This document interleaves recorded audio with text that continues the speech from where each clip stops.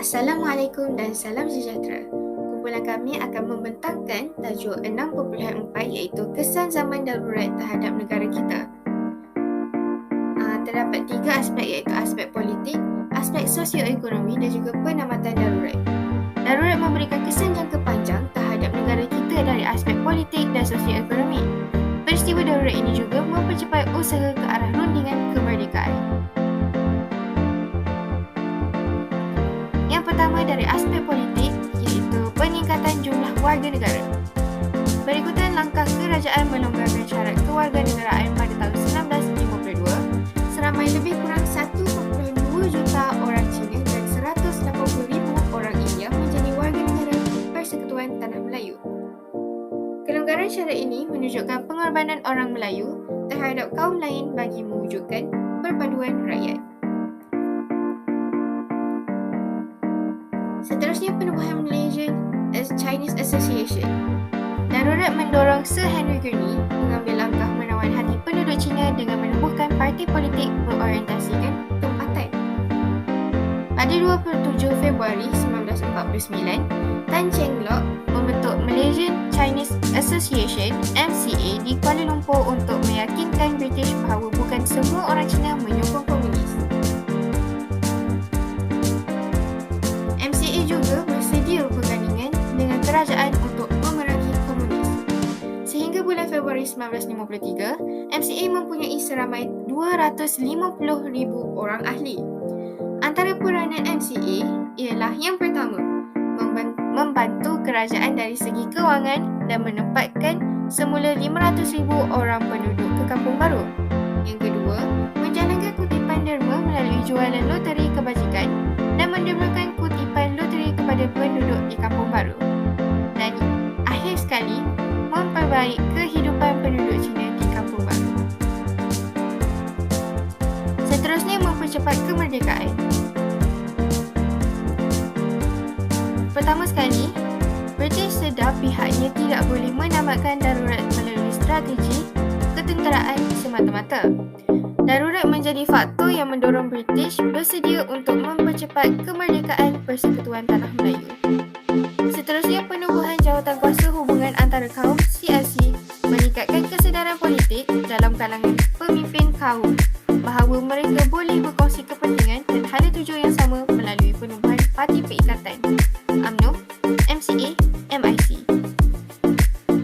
Kemudian, kemenangan Parti Perikatan dalam pilihan raya umur 1955 memberikan keyakinan kepada British bahawa Persekutuan Tanah Melayu dapat menewaskan komunis melalui perpaduan penduduk yang berbilang kaum. Akhir sekali, British memberikan kemerdekaan kepada Persekutuan Tanah Melayu menyebabkan tidak mempunyai alasan untuk meneruskan perjuangannya. Seterusnya, dari aspek sosioekonomi. Peningkatan kos perbelanjaan menyebabkan penderitaan dan kesengsaraan rakyat. Ia juga merenggangkan hubungan kaum dan akhir sekali jumlah korban zaman darurat. Zaman darurat menyebabkan kerugian harta benda penderitaan rakyat, hubungan kaum terbatas dan juga meningkatkan jumlah kematian. Dari aspek peningkatan kos perbelanjaan. Yang pertama, darurat menjejaskan perkembangan ekonomi dan meningkatkan kos perbelanjaan pihak British untuk menangani ancaman komunis. Yang kedua, anggaran purata kos darurat ialah sebanyak 250,000 hingga 350,000 sehari. Seterusnya, kerajaan terpaksa membelanjakan lebih 10 juta dolar sebulan atau 120 juta dolar setahun untuk membanteras ancaman komunis. Yang keempat, kerajaan membelanjakan kos yang besar untuk menyelesaikan masalah penempatan semula penduduk di pinggir hutan. Dan juga akhir sekali, dari tahun 1950 hingga tahun 1953, perbelanjaan kerajaan dianggarkan lebih 7 juta dolar untuk pembangunan di kampung baru.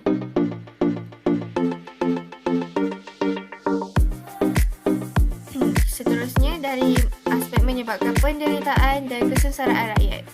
Yang pertama, rakyat menghadapi penderitaan semasa zaman darurat. Seterusnya, kawasan ladang dan lombong menjadi sasaran serangan komunis menyebabkan kegiatan ekonomi negara terjejas.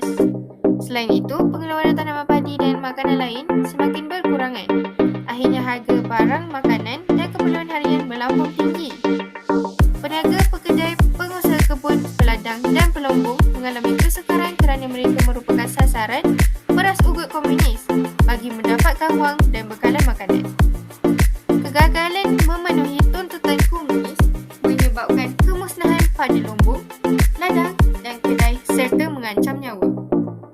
Seterusnya, penduduk menghadapi kesukaran untuk bergerak dan memperoleh bekalan keperluan kerana terpaksa mematuhi pelbagai peraturan yang dikenakan oleh kerajaan. Akibatnya, penduduk tidak dapat menjalankan kegiatan harian. Ramai pekebun dan pekerja lombong tidak dapat bekerja kerana perintah berkurung dikenakan kepada mereka. Akhir sekali, catuan bekalan makanan yang dikenakan menyebabkan mereka bergantung pada ubi kayu serta keledek dan jagung. Seterusnya, merenggangkan hubungan kaum. Yang pertama, rancangan penempatan semula kampung baru didominasi oleh kaum Cina dikumpulkan di kawasan pertempatan yang sama manakala kaum lain di pertempatan lain. Pertempatan baru yang dilengkapi dengan prasarana biasanya berkembang menjadi bandar baharu manakala kaum Melayu hanya tertumpu di kampung yang serba kekurangan. Yang ketiga, kawalan pasukan keselamatan yang ketat menyebabkan hubungan dengan kaum lain terbatas. Kehidupan begini tidak memberikan ruang kepada penduduk kampung baru untuk bersosial dengan kaum lain. Dan juga akhir sekali, pengasingan ini menyebabkan hubungan antara kaum semakin renggang.